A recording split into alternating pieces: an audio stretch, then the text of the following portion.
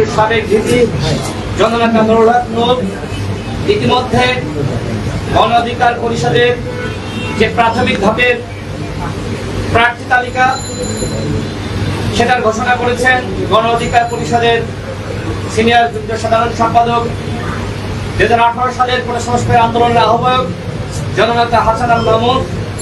আজকে এই সাংবাদিক সম্মেলনে উপস্থিত আছেন উচ্চতর পরিষদের নেতৃবৃন্দ, নির্বাহী কমিটির নেতৃবৃন্দ এবং আমার সামনে প্রিয় সাংবাদিক ভাইরা। আপনাদের সকলকে গণ অধিকার পরিষদের পক্ষ থেকে শুভেচ্ছা। আপনারা জানেন দেশ এক সংকটময় মুহূর্ত পাড়ি দিচ্ছে। আমরা একের পর এক অঘটন, একের পর এক আন্দোলন লক্ষ্য করছি। সরকার তার এই এক বছরেও এখনো পর্যন্ত দেশের এই অরাজকতা, অস্থিতিশীলতা এটা বন্ধ করতে পারে নাই। আমরা আমাদের দলের পক্ষ থেকে শুরু থেকে বলে আসছি, জাতীয় সরকার গঠন করতে হবে। যারা গণঅভ্যুত্থানের ভূমিকা রেখেছে তাদের সবার অংশগ্রহণের মাধ্যমে একটি জাতীয় সরকার গঠন করতে হবে। কিন্তু সরকার সেই পথে না হেঁটে একটি একপাক্ষিক সরকার গঠন করেছে। আমরা আমাদের দলের পক্ষ থেকে বারবার বলছি, এই ধরনের সরকার কোনোভাবেই রাষ্ট্র সংস্কার, গণহত্যার বিচার এবং অবাধ সুষ্ঠু নিরপেক্ষ নির্বাচন জাতিকে উপহার দিতে পারবে না। আজকে নিশ্চয়ই সরকারের এক বছর মেয়াদে আপনারা লক্ষ্য করতে পারছেন যে আমরা যা বলেছিলাম সেটির সত্যতা এখন জাতির সামনে হাজির হচ্ছে। আমরা অত্যন্ত দুঃখ ভারাক্রান্ত হৃদয়ে লক্ষ্য করলাম উত্তরায় মাইলস্টোন কলেজে যে ধরনের বিমান দুর্ঘটনা ঘটেছে, এতে অসংখ্য কমলমতি শিক্ষার্থী এবং শিক্ষিকা এবং সাধারণ জনগণ সেখানে শহীদ হয়েছে। পাইলট তিনিও শহীদ হয়েছে। আজকের এই সাংবাদিক সম্মেলন থেকে আমরা আমাদের দলের পক্ষ থেকে এই দুর্ঘটনার গভীর শোক আমরা প্রকাশ করছি। আমরা সরকারের কাছে দাবি রাখতে চাই, যারা শহীদ হয়েছে তাদের তালিকা আপনারা প্রকাশ করুন। ইতিমধ্যে আমরা লক্ষ্য করছি সামাজিক যোগাযোগ মাধ্যমে নানান ধরনের ভ্রান্তি, রাজনৈতিক দলের পক্ষ থেকেও বারবার বলা হয়েছে যে আপনারা একটি স্পষ্ট তথ্য দেওয়ার মাধ্যমে এই গুজব বা ভ্রান্তি এইটি আপনারা দূর করুন। কিন্তু সরকার আসলে এখনো পর্যন্ত স্পষ্ট করতে পারছে না। এবং এই ঘটনাকে কেন্দ্র করে আমরা লক্ষ্য করছি সেনাবাহিনীকে দোষারোপ করা হচ্ছে যে সেনাবাহিনী লাশ গায়েব করেছে।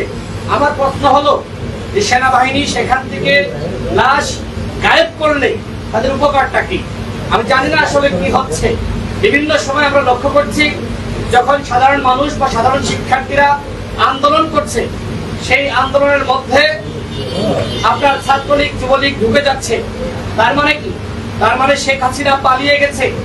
কিন্তু শেখ হাসিনার যে ফ্যাসিবাদ তন্ত্র সেটা কিন্তু এখন পর্যন্ত বহাল রয়েছে। যে কারণে কোটা সংস্কার আন্দোলন 2024 যখন শুরু হয়, যখন হাসিনা হত্যা শুরু করে, এরপরে যখন গণ অভ্যুত্থানের ঘোষণা আসে, সেই সময় কিন্তু স্পষ্টভাবে ঘোষণা এসেছিল সরকার এবং শাসন ব্যবস্থার পরিবর্তন। গণ অধিকার পরিষদ সেই লক্ষ্যে কাজ করে যাচ্ছে। কিন্তু আমরা লক্ষ্য করছি যে ইতিমধ্যে আমরা যারা ফ্যাসিবাদ বিরোধী শক্তি ছিলাম, যারা একসাথে লড়াই সংগ্রাম করেছি, তাদের মধ্যে আজকে অনৈক্য, বিভেদ, বিচ্ছেদ এবং একে অপরকে আক্রমণ করে নানান ধরনের বক্তব্য আসছে।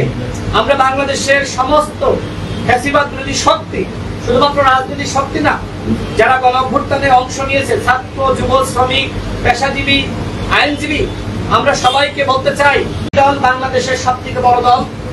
উপদেষ্টাদের পক্ষ থেকে এই ধরনের আয়োজনের আমরা তীব্র নিন্দা এবং ঘৃণা প্রকাশ করছি। গতকাল প্রত্যেকটা দলের একজন করে ডাকা হয়েছে এবং এর আগে 4টা দলের 2 জন করে। এই যে বৈষম্যের বিরুদ্ধে আমাদের লড়াই, আমরা লক্ষ্য করছি যে সরকার একতার নামে দলগুলোকে ডেকে নিয়ে তাদেরকে অপদস্থ করছে। বৈষম্য আরো বেড়েছে। এই সরকার পরিকল্পিতভাবে এগুলো করছে নাকি সরকারের অযোগ্যতা অদক্ষতার কারণে এগুলো ঘটছে কিনা সেটি আমরা জানতে চাই।